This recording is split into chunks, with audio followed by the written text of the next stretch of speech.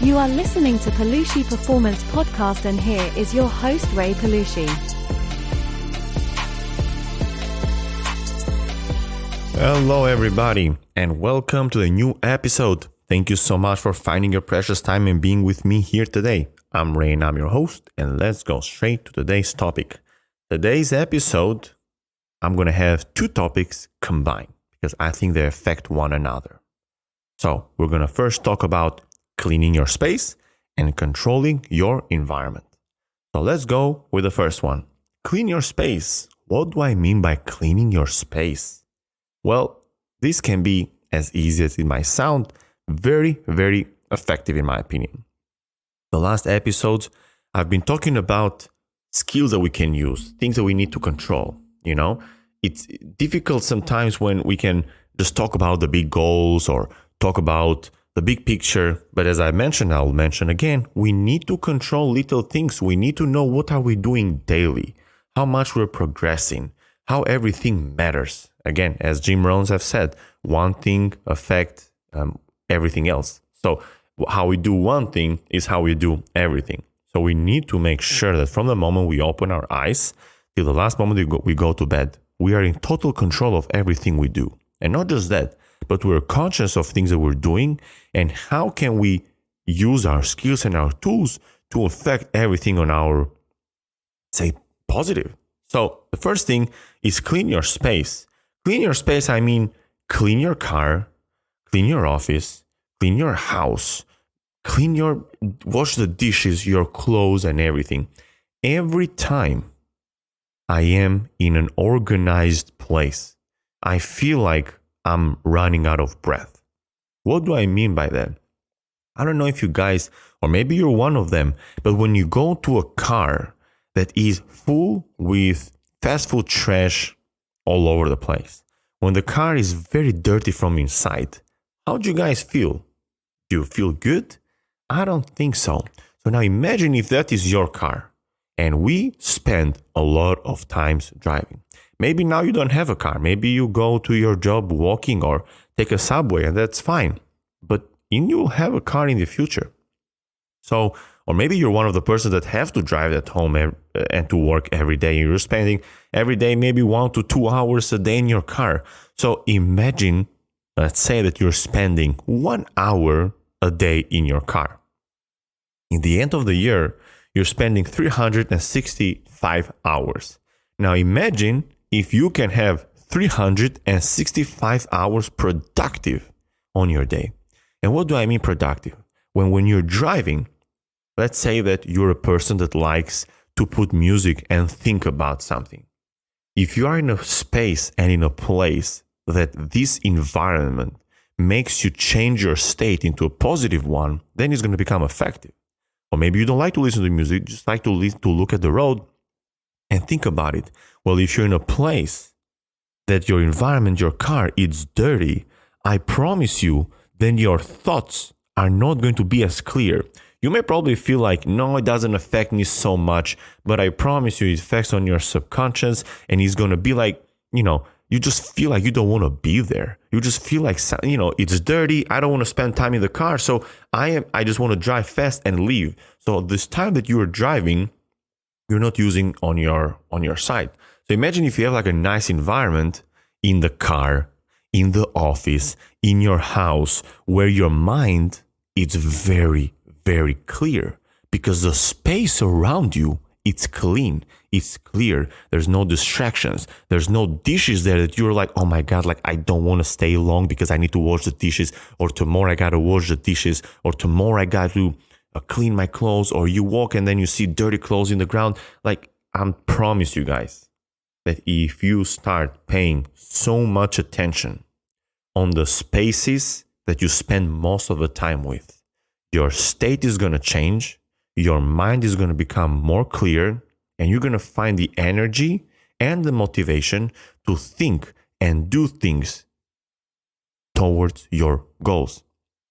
So if you're at your car, clean your car, keep it clean.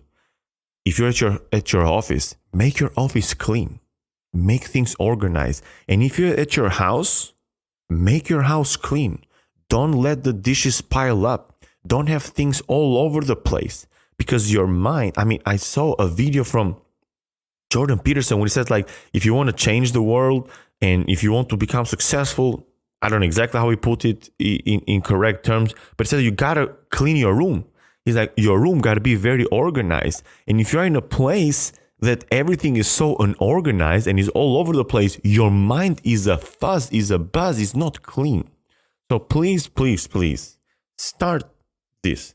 And if you're a master at it, then good for you. But if you're not, and it's difficult because I'm one of the person that I don't like to clean everything. I live alone, and obviously I have to like wash my clothes and dry it and make it, and I have to shave my own head, and I have to wash my dishes and my car and everything. And I'm like, oh my God, like, it was good times where I used to, for example, share an apartment with somebody, then we would, like share those things. Let's say, for example, in the apartment when I was with my brother, when I used to live with my family many, many years ago, before I even came to the States, I had my grandma, my mom doing all those things. So now I have to do so much stuff, and sometimes are not easy. For me, they're not pleasant to like clean the house and do everything. But what I found also important is that when I have all these things clean and organized, I feel better.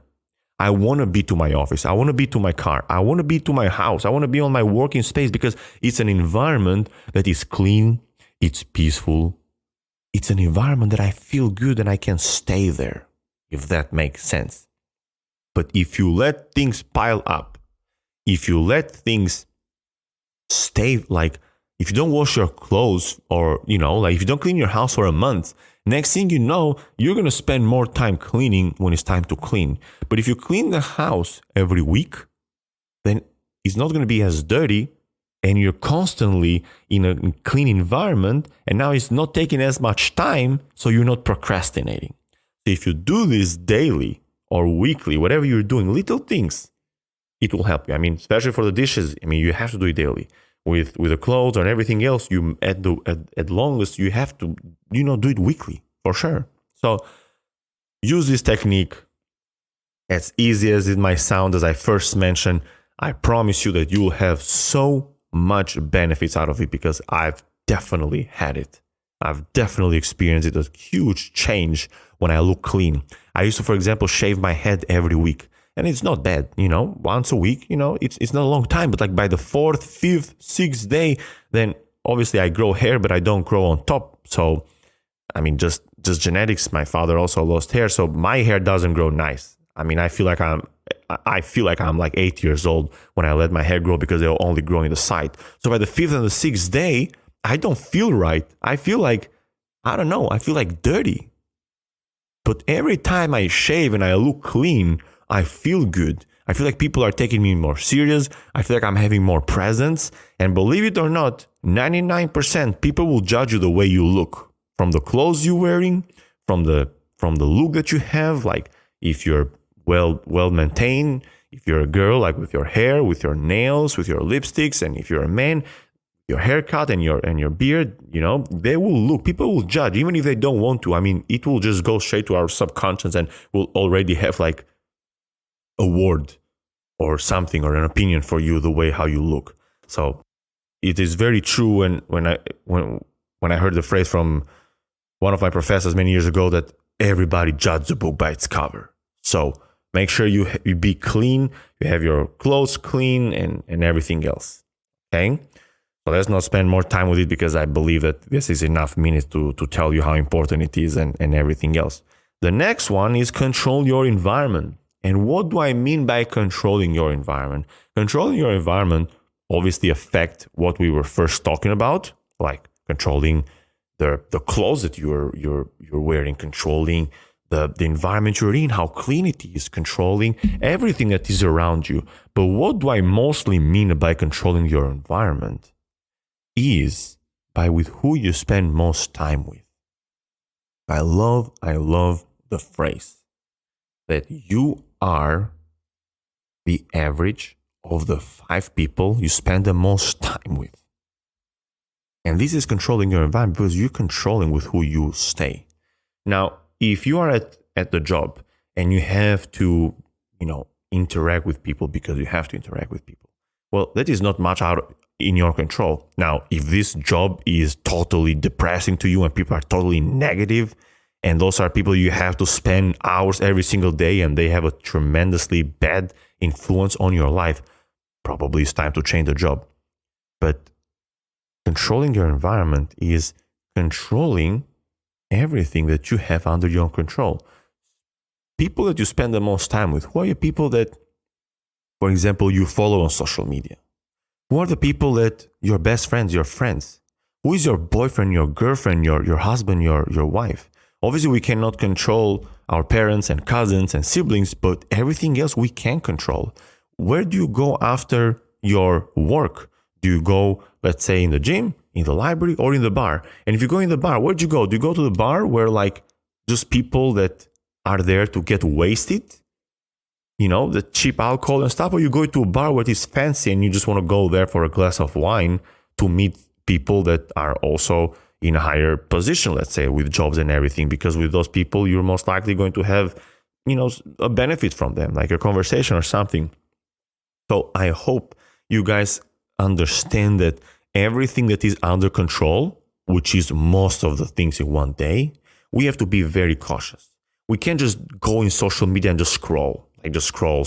No. Follow the right people. Follow Robert Greene. Follow Andrew Haberman. Follow the Daily Stoics. Follow all these guys. So when you open your social media, then you'll see most of those posts. The social media algorithm is very funny because if you keep searching for, you know, naked woman, even if you don't, you know, look for it when you're on social media, guess what you're gonna follow? You're gonna see. You're gonna see naked woman, right? Why do I say that? Because when I first opened the TikTok, I don't know why on my on my TikTok was a lot of videos of like, you know, almost naked woman dancing it. And again, if you're if you're a woman, maybe you're looking at naked men. I don't know, but I'm speaking for myself. So because I wanted to know how how TikTok works, I spent more time scrolling. And after a while, I was like, I cannot stay anymore in TikTok. I'm just seeing like things that I don't want to see. So then I was like, wait a minute. Maybe I should not, like the moment that I go in TikTok, maybe I should follow Gary Vee. I should follow all these guys and then spend more time in their social media. And after a while, with all my videos that I also share, all the videos that come up in my TikTok are for self-improvement, self-growth, gym, etc., etc. So this is like what I'm controlling. I'm controlling my environment. I'm controlling what I'm seeing. The books you're reading.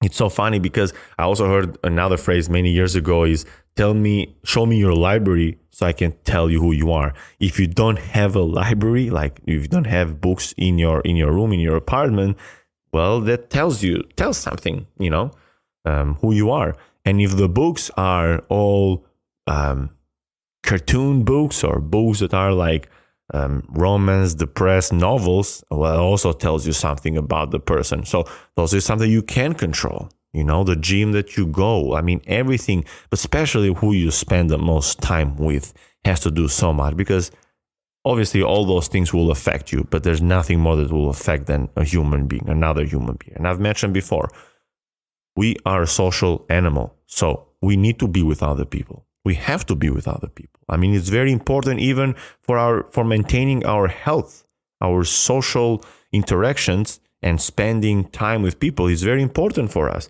So with who do you spend more time with? People that have no goals, people that put you down, people that are negative, people that just don't want, or actually just don't care about you. They're just there to use you for whatever reason.